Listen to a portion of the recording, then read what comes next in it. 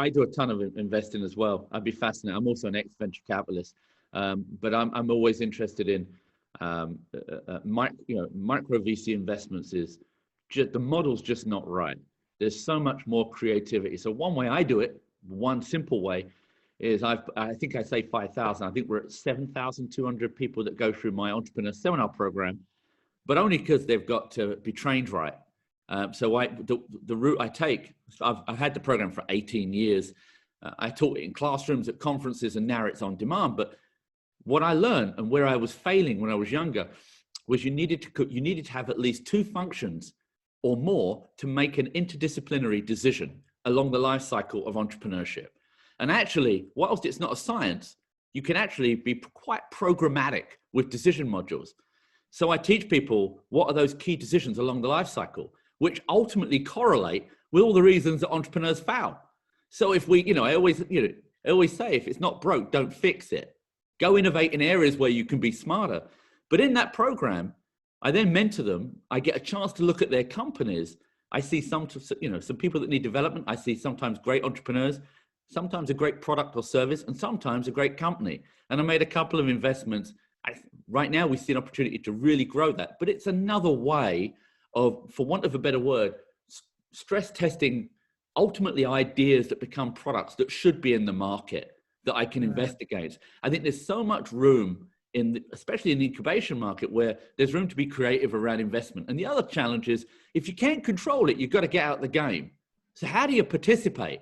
The role or reinvention of participation, there's so much work we can do. Yeah. And generally, investors are lazy. And I don't subscribe to that. I don't like it. I've done some what I call distance investing, and it doesn't really work that well. I feel very much the same. I mean, one of the things that we've had the benefit of doing is building a very strategic mentorship programs. Cool. Where we're like, who do these people really need to meet? And how do we really not only develop a relationship, but how do we strategically know that this relationship is going to ferment into something very meaningful? Because you know as well as I do, like, given your experience, most of the time, the you think you're creating isn't going to be the byproduct at all.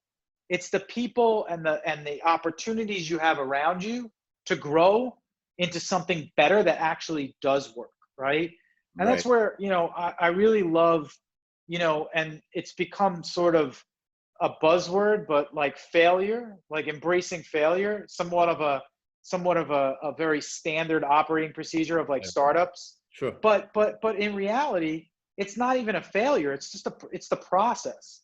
So to me, it's like, how do we interject with the process that you're going through and bring interesting people together so you can learn from each other and develop not only a product or service, but love the process in the meantime.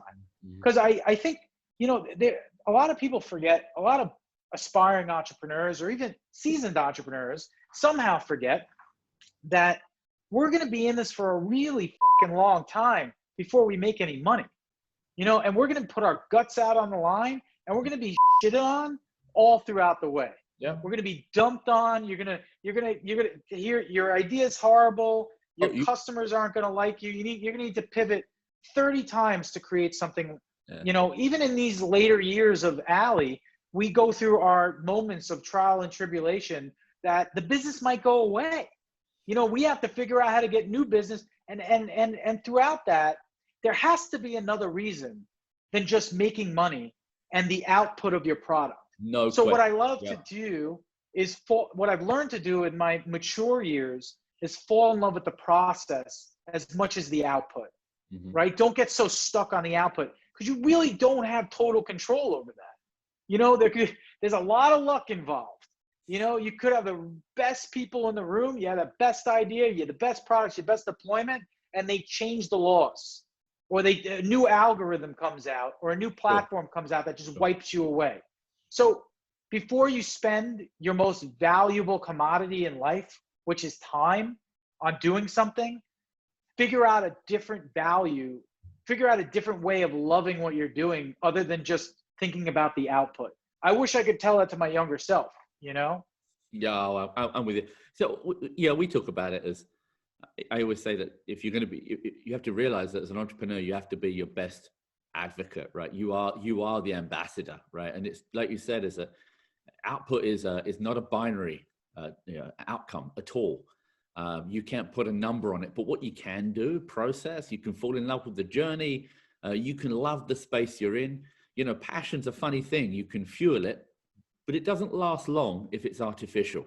So if you don't have a ton of passion and you don't want to solve, you're as harsh as I am. I talk in my program about you're making decisions every single day, right? And if you really want to solve a problem, it may be actually at the core a simple problem. The product might be paired back to something that's really valuable. But if you've got something that's hot, and especially if you're going to leverage PR, you might end up seeing some abrasive competitors, some abrasive customers, abrasive media, and you've got to be able to suit up and go up for that fight. Otherwise, it becomes extremely hard. I don't know how much you know about it, but I don't know a lot of things. Like I said, I'm getting old. I'm 48, but one of the things I did was I built a controversial 3D printer. I sold it for 50 million in 17 months, and as you know, that's like rocking horse shit, right? That just doesn't happen. And I got to tell you, it was so controversial that every time we put a video online, everyone said we were fucking lying. And so I had the whole media on my back, and they just said, these guys are fucking pranksters. Now, fortunately for us, we had the answer every step of the way. This will crack you up.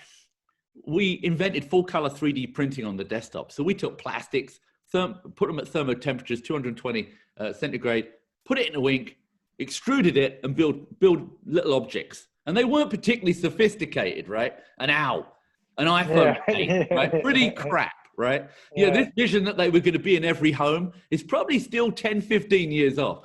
But we built a Lamborghini printer for a Mercedes price. It was $3-4 grand, depending on the version. And it was a fucking nightmare. But the interesting thing was we put a video out and showed a little vase being made in color. And the media said, they can't do that. That's fake.